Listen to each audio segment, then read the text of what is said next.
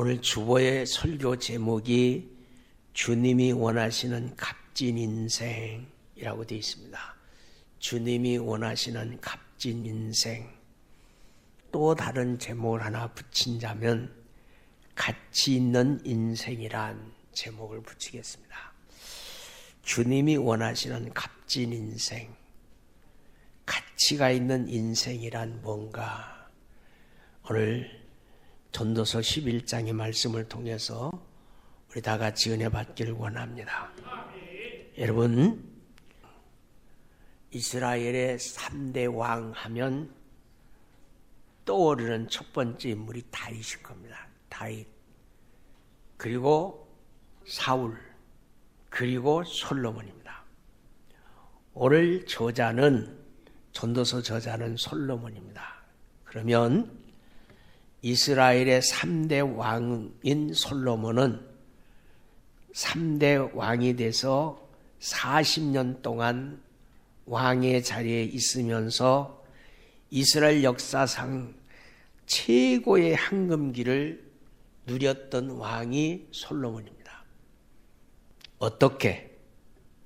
하늘의 지혜를 가지고 세상을 다스리게 될 때 당시 주인은 모든 나라들이 굴복하고 솔로몬 왕의 지혜를 배우러 올 정도로 황금기를 누렸습니다. 그런데 이 솔로몬은 하늘의 지혜를 가진 한 사람이 세상의 모든 나라를 변화시킬 수가 없고 세상을 바꿀 수 없다는 것을 깨달아 알게 됩니다. 다시 한번요. 하늘의 지혜를 가지고 세상을 다스릴 때 자기가 다스리는 나라가 황금기 최고의 부흥기를 맞는 그런 은혜를 경험했지만 솔로몬이 하나 깨달은 것은 하늘의 지혜를 가진 사람이 세상의 모든 나라를 변화시킬 수 없고 세상을 바꿀 수 없다는 것을 알게 됩니다. 알게 돼요. 그저 하나님께서 내게 주신 그릇만큼만 누리다가 가는 것, 그게 인생이라는 것을 노년이야 돼서 깨닫습니다. 마찬가지예요. 하나님이 내게 주신 그릇만큼 누리다가 가는 것을 인생이라고 말한다. 인생. 그래서 솔로몬은 이 짧은 인생 속에서 행복한 삶을 살아가는 비결을 고민하고 연구하는 중에 깨달은 것이 있어요.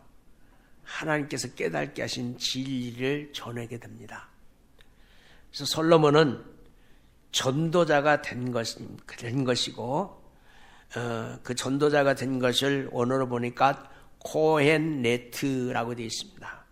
코헨네트라는 단어의 의미는 회종들을 모아서 전도자, 설교하는 자, 바로 전도자를 코헨네트라고 말합니다. 그래서 솔로몬은 노년의 전도자가 되어서 죄와 욕심 때문에 마음을 빼앗기고 또 조급한 마음에 세상을 따라가는 어리석은 인생들에게 인생의 진정한 기쁨과 즐거움을 깨닫게 하려고 간증처럼 쓴 책이 바로 전도서예요. 솔로몬의 간증처럼 쓴 책이 전도서입니다. 그래서 1장부터 10장까지는 허무한 인생 속에서 내게 주신 복의 분량, 내게 주신 복의 분량을 잃어버리지 않는 인생이 지혜로운 삶이다, 이렇게 말하는 거예요. 여러분, 하나님이 우리 각자에게 주신 분복이 있어요. 그 분복을 누리면서 사는 것이 은혜지, 그 분복을 빼앗기지 말고 버리지 않고 아끼면서 사는 것이 지혜다. 그리고 오늘 11장에 솔로몬은 이 땅에서 가장 가치 있는 삶이 뭔가를 기록하고 있습니다. 내게 주신 복을 잘 받아 누리고 기쁘고 행복한 삶을 살아가는 것은 참 지혜로운 것입니다. 그런데 그보다 더 가치 있는 인생이 있다고 솔로몬이 말합니다. 그게 뭐냐? 내가 가진 은혜와 내가 가진 복을 나눠주고, 아멘. 내가 가지고 있는 은혜와 내가 가진 복을 첫 번째 나눠주고, 두 번째 내가 가진 것 갖고 섬기는 삶을 살 때, 성경은 더 정확하게 성경적 의미로 뭐라고 말하냐면 사랑하는 삶을 사는 것이 바로 인생의 가치가 있는 것이다. 네. 이것은 정말 쉽지 않은 삶이에요. 그런데 그렇게 하려는 마음이 있다면 그것 진짜 귀하기 때문에 그의 가치 있는 삶을 하나님이 인정해 주신다는 거예요. 인정.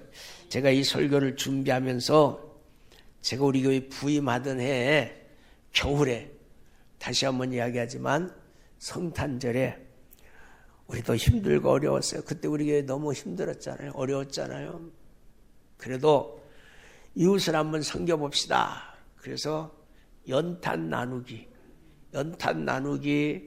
하자. 성탄절에. 그래가지고 우리 성도들이 허리띠를 졸라 모아서 그때 거금 500만 원이 됐어요. 그를 여수시에 기증했어요. 연탄은 여수에 연탄 떼는 사람 거의 없어요. 그때 그걸 가지고 온열 매트, 전기장판을 사서 여수에 그 독거노인들, 가난한 분들 나눠준 기사가 지금도 그대로 떠 있어요. 가장 어려울 때 우리도 얼마나 어려웠어요. 지금은 이렇게 따뜻하게 예배 드리지만 그때만 해도 식당이 만들어지지 않아서 여기서 예배 드리면 무릎이 시려서 그냥 달달달 떨리면서 예배 드릴 때. 그런데 그때 우리를 생각하지 않고 이웃을 생각하면서 그 일을 했더니 10년이 지나고 15년이 지나고 17년이 됐는데 지금도 그 기사가 떠서 우리 교회를 바라보는 시각이 교회가 저런 해야 되는데 말을 듣는단 말이에요. 여러분 오늘 본문 1절에 보시면 너는 내 떡을 물 위에 던져 그러면 몇 날 후에 도로 찾으리라. 여러분 여기에 내 떡을 물 위에 던지라는 것은 이 떡이라는 말이 네햄이라는 단어인데 그 단어의 의미는 떡, 빵, 양식 그런 얘기예요. 떡이나 빵이나 양식. 우리들의 양식은 말씀입니다. 그 말씀이 내게 오기까지 하늘의 알알이 깨져야 되고 물에 반죽돼야 되고 누군가에서 만들어지는 것이 은혜입니다. 은혜. 예? 여러분 말씀이 은혜가 돼야 말씀에서 은혜 받은 성도가 세상에 나가서 말씀이 삶이 되도록 살 수가 있는 줄로 믿습니다. 그러므로 이 떡을 물에 던지라는 말은 꼭 떡 먹을 양식을 말하기보다는 하나님께서 내게 주신 하나님께서 우리에게 주신 은혜, 하나님이 내게 주신 복, 하나님이 우리에게 주신 복을 세상을 향하여 대가 없이 나눠준다. 그런 의미. 내가 받은 은혜 나눠주고 하나님이 나를 축복해서 내 삶에 여유 있게 하신 것 나눠주고. 여러분 부자는 나눌 수 없어요. 가난한 사람이 나누어요. 마음이 가난해야 나눌 수 있어요. 율법은 이것을 뭐라고 말하면 가난한 자를 향해서 손을 펴라. 가난한 자를 못 본 채 하지 말아라 라고 말합니다. 오늘 말하면 뭐예요? 구제하라. 손을 베풀라. 기부하라. 그런 뜻이에요. 이렇게 말씀대로 순종하면 하나님께서 말씀대로 반드시 도로 갚아주시고 도로 찾게 하시고 더 많은 것으로 갚아주실 줄로 믿습니다. 이것이 하나님의 나라의 경제 원리예요. 하나님의 나라의 경제 원리. 근데 여러분 이런 하나님의 다스림과 섭리를 믿지 못하고 또 자기 욕심이 마음에 가득한 사람은 절대로 선한 삶을 살 수가 없어요. 그래서 솔로몬은 우리에게 나눠줄 수 있는 물질을 주신 분도 하나님이시고 선을 행하게 하시는 분도 하나님이시고 우리에게 복을 주시는 분도 하나님이신데 그 하나님을 엘사다이 하나님이라고. 전지전능하신 하나님, 전지전능하신 하나님이 우리에게 물질 주시고 우리에게 복 주셔서 선을 행하게 하시고 나누게 하실 줄로 믿습니다. 그래서 2절에 보니까 여기에 7이나 8이라는 나눈다는 말을 할 수 있을 만큼 7은요 안전수고요 8은 부활했습니다. 안전히 헌신하면 내게 있는 것이 풍성해지는 가야 죽은 것 같은 것이 살아나는 은혜, 그룹 둑에서 싹을 나게 하는 은혜, 그 은혜가 분명히 임할 줄로 믿습니다. 왜냐하면 언제 재앙이 일어나서 내가 어려움을 당해서 다른 사람이 도움을 받게 될 상황이 될 줄 모르는 것이 인생입니다. 그래서 우리 그렇게 말해요. 인생 한 치 앞을 모른다고요. 여러분, 내가 선한 삶을 살아야 내가 어려움을 당할 때 도움을 받는 거예요. 내가 만약 내 욕심만 챙기고 내가 잘 나갈 때 다른 사람의 것을 빼앗기기만 하고 나눠주고 섬기지 않는다면 막상 내가 어려움을 당할 때 다른 사람도 나를 모를 지 않단 말이에요. 그래서 예수님도 누가복음 16장의 말씀을 보면 불의한 청지기 비유를 통해서 재물로 미래를 준비하는 자는 지혜로운 사람이다, 그렇게 말했어요. 누가복음 16장 1절부터 13절까지 말씀해 보시면 불의한 청지기에 대한 비유가 나옵니다. 거기 보시면 어떤 부자에게 한 청지기가 있었는데 이 청지기가 문제가 있습니다. 이 청지기가 주인이 맡긴 것을 함부로 막 써버려요. 쓰다가 잘렸습니다.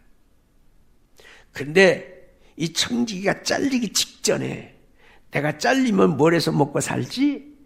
땅을 파자니 힘이 없고 빌어먹자니 부끄럽고 에라 모르겠다.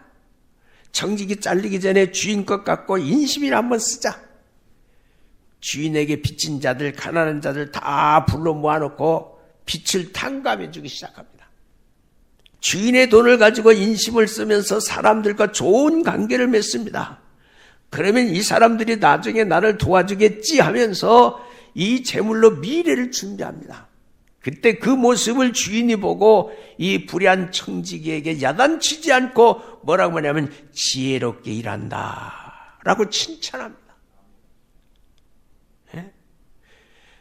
그래서 9절의 말씀 보십시오. 9절. 내가 너에게 말하느니 불의한 재물로 친구를 사귀라. 그리하면 그 재물이 없어질 때 그들이 너희를 영주할 처소로 영접하리라. 그러므로 우리가 미래가 어떤지 될지 모르기 때문에 나눌 수 있는 힘일 때, 나눌 수 있는 물질이 있을 때 부지런히 나누는 삶을 사는 여러분과 내가 될 수 있기를 주의 이름으로 축원합니다. 그리고 3절 말씀해 보시면 내가 나누는 삶을 살면 그것이 없어지는 것이 아니라 그대로 있다고 말합니다. 구름이 비가 가득하면 땅에 쏟아지고며 나무가 나무로 북으로 쓰러지면 쓰러진 곳에 그냥 있느니라, 이렇게 말해요. 여러분, 구름에 비가 가득 차서 소낙비가 그냥 한참 땅에 쏟아져. 그러면 그 소낙비 때문에 땅은 촉촉해서 땅에 심어진 곡식의 싹을 틔워요. 자라게 해요. 그리고 쏟아진 소낙비는 뭐가 돼요? 다시 증발해서 하늘로 올라가. 다시 올라가서 구름을 채워요. 그 구름을 채워요. 내가 아무리 흩어주고 나눠주어도 그것이 없어지는 것이 아니라 반드시 되돌아오는 겁니다. 되돌아오는 거예요. 여러분, 나무가 남쪽이든 북쪽이든 넘어지면 그 나무가 사라지고 없어지는 것이 아니라 그 자리에 여전히 있는 것처럼 내가 나눠준 선행을 내가 남아있는 내가 삶을 사는 순간 사람들이 인정해 준다. 알아주는 거예요. 예? 그러므로 내가 다른 사람을 위해서 섬기고 나눠주는 것을 잃어버리지 않는 것이 아니라는 거 생각하세요. 그리고는 4절에 보시면 내가 나눈 삶을 미루지 말라 그랬어요. 오늘 할 일을 내일로 미루지 말라는 거예요. 풍세를 살피는 자는 파종하지 못할 것이요 구름만 바라보는 자는 거두지 못하리라. 여러분, 농사 짓는 사람이 풍세를 살피면서 오늘은 바람 부니까 씨앗을 뿌리면 다 날아가 버리니까 오늘 뿌리지 말자. 그리고 씨앗을 안 뿌렸어요. 그럼 나중에 거둘 게 없어. 또 추수할 때가 됐는데 사람들이 구름을 살펴보니까 오늘 비 올 것 같아. 오늘 추수하면 안 될 것 같아. 미루다가 추수 못하게 됩니다. 추수하지 않으면 나머지에 먹을 양식이 없는 거예요.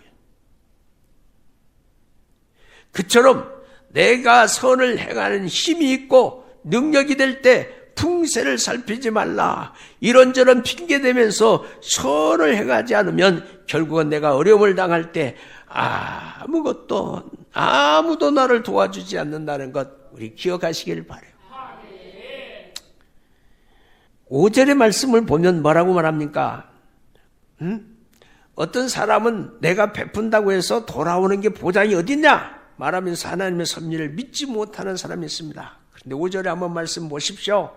바람길이 어떠함과 아이벤 자의 태에서 뼈가 어떻게 자라는지를 너가 알지 못하는 것 같이 만사를 성취하시는 하나님의 일을 나무라는 거요. 너가 어찌 모르겠느냐. 여러분, 우리가 하나님의 섭리를 다 알지 못하지만 하나님께서 모든 것을 섭리에 맞게 운행하시고 일하고 계신다는 것은 믿어야 될 줄로 믿어요. 믿어야 될 줄로 믿어요. 여러분, 우리가 바람이 어디서 불어서 어디로 가는지는 모르지만 그 바람길이 있듯이 어머니 뱃속에 아이의 뼈가 어떻게 자라는지 우리가 알지는 못하지만 하나님께서 기가 막힌 방법으로 아이들의 뼈를 자라게 하심으로 건강한 아이가 태어났다는 것도 우리는 부정할 수 없는 겁니다. 그처럼 하나님께서 우리가 알지 못하는 놀라운 일들을 이루시고 이 땅에 세밀하게 운행하시는 것 믿을 수밖에 없다는 겁니다. 그렇다면 우리가 베푸는 이 선행에 대해서도 하나님께서 우리가 알지 못하는 방법으로 우리에게 아멘하세요. 반드시 돌아오게 하실 겁니다. 그게 믿음이에요. 믿어야 돼요. 믿어야 돼요. 믿어야 돼요. 그리고 내가 선을 베풀어 놓고 빨리 돌아오지 않는다고 너무 조급한 마음으로 선행을 멈추지 말아야 된다. 6절의 말씀 같이 읽어봅니다. 여러분, 농사를 지을 때 아침에 씨를 뿌려놓고 손을 넣지 말고 저녁까지 일해라. 어떤 것이 싹이 나고 잘 될지 모르기 때문에 최선을 다해서 씨를 뿌리고 일해야 많은 양식을 거둘 수 있다는 거예요. 그처럼 우리가 선을 행할 때도 아침이든 저녁이든 때를 가리지 않고 선을 행하게 될 때 하나님께서 열매를 맺게 하신대요. 열매를 맺게 하신다. 솔로몬은 우리가 이 땅에 살아가는 동안 어떤 삶이 가장 가치 있는 삶인가? 내게 주신 은혜에 따라 선을 행함으로 섬길 때 하나님이 갚아주시기 때문에 반드시 복받게 된다고 말합니다. 여러분, 인간의 욕심이나 세상의 가치를 따라 이것저것 핑계대기보다는 순종함으로 풍성한 삶, 은혜로운 삶을 살아가는 성도들이 되시기를 주의 이름으로 축원합니다. 그리고 솔로몬은 우리 인생이라는 것이 우리가 생각하는 것보다 훨씬 짧기 때문에 세월을 아끼라 그랬어요. 그래서 9절부터 10절에 보시면 한 살에도 저 젊은 청년이 정신 차리라 그렇게 말했어요. 여러분, 청년 시절에 내가 힘이 있고 열정이 있고 뭔가 해야 된다는 꿈이 있어서 즐겁게 이것저것 마음에 원하는 것을 할 수 있을 때가 있습니다. 그러나 여러분, 시간이라는 것이 우리에게 한없이 주어진 것이 아니고 기다려진 것이 아닌 거예요. 시간은 뗍니다. 시간은 떼요. 지나가고 있어요. 지나가고 있는 시간을 붙들 수 없어요. 시간을 붙들 수 없다면 시간에 맞는 삶을 살아야죠. 그렇기 때문에 이 젊은 시절의 힘과 열정을 가지고 내가 열심히 살 때 근심과 악을 행하게 되면 어김없이 분노가 찾아오고 분노와 감으로 시간을 허기하게 되면 그 악 때문에 심판받게 된다는 것을 기억하라. 솔로몬이 말하는 거예요. 여러분, 만약에 젊은 시절에 하나님을 알지 못함으로 내 마음의 욕심과 이 죄를 다스리지 못하는 악함으로 시간을 허비했다면 결국은 마지막에 하나님의 심판이 그를 기다리고 있다는 겁니다. 물질에 대한 욕심이나 폭력이나 음란이나 술이나 마약이나 이런 악한 일에 마음을 빼앗겨서 시간을 허비하게 되면 그 죄와 악에 대한 대가를 반드시 치르는 것이 인생인 거예요. 그래서 하나님은 하나님을 알지 못하는 인생을 어리석은 인생이라고 말하고 헛된 인생이라고 말합니다. 그래서 솔로몬은 전도서 12장에서 12장 1절을 넘어가 이 청년의 때에 제일 중요한 것은 창조주 하나님을 기억하는 것이다. 오늘 우리에게 가장 귀한 것은 오늘 또 살아계셔서 우리를 통해서 영광 받기 원하시는 내가 믿는 하나님, 그 하나님을 기억하라 그 말이에요. 여러분, 나이가 많은 사람들은 앞으로 남은 날이 멀지 않지, 얼마 남지 않았기 때문에 창조주 하나님을 기억해야 되고요. 또 젊은이들은 어리석은 삶을 살 수 있기 때문에 창조주 하나님을 기억해야 된다고 말하고 있습니다. 오늘 본문 11장은 이렇게 요약할 수 있어요. 짧은 인생 살면서 제일 가치 있는 삶이 어떤 삶이냐? 하나님을 경외하고 하나님께서 내게 주신 것으로 선을 행함으로 다른 사람의 유익을 위해서 섬기는 삶을 사는 것이 가장 지혜롭고 가장 가치 있는 인생이다. 이렇게 11장을 요약할 수 있어요. 다시 한번 오늘 본문의 말씀을 요약합니다. 짧은 인생을 살면서 제일 가치 있는 삶이 무엇이냐? 어떤 삶이냐? 하나님 경외하는 거예요. 하나님께서 내게 주신 것으로 선을 행하면서 다른 사람들의 유익을 위해서 섬기는 삶을 사는 것이 가장 지혜롭고 가치 있는 인생인 줄로 믿습니다. 신약의 표현으로 말하면 요한이 말한 것처럼 사랑하는 삶을 살아. 사랑하면서 살아라. 사랑하면서 사는 것도 시간이 모자란데 미워하면서 살 시간이 없다 그 말이에요. 여러분, 쉽지 않지만 믿음으로 순종하는 자는 후회 없는 인생을 살게 될 줄로 믿습니다. 그러므로 오늘 우리가 젊었을 때 힘이 있고 열정이 있다고 자기 욕심에 이끌려서 시간을 허비하지 말고 나이가 들어도 남은 생이 얼마 되지 않는다는 걸 기억하고 늘 하루하루 하나님이 원하시고 기뻐하시는 것이 무엇인지 묵상하고 그 말씀에 순종함으로 하나님의 말씀이 삶으로 연결돼서 삶 속에서 말씀이 보여지면 하나님 영광 받으시고 삶 속에서 말씀이 보이시면 그의 삶이 빛이 나고 삶 속에서 말씀이 비춰지면 그런 삶으로 전도하는 전도자의 삶을 사는 사람인 줄로 믿습니다. 우리 교회가 전도자의 삶을 사는 많은 성도들이 이곳저곳서 일어서야 교회가 흥하고 교회가 흥해야 주의를 더 많고 할 수가 있는 줄로 믿으시기를 바랍니다. 그런 은혜가 나와 여러분에게 이 시간 임하게 되기를 주의 이름으로 축원합니다. 기도하겠습니다. 하나님,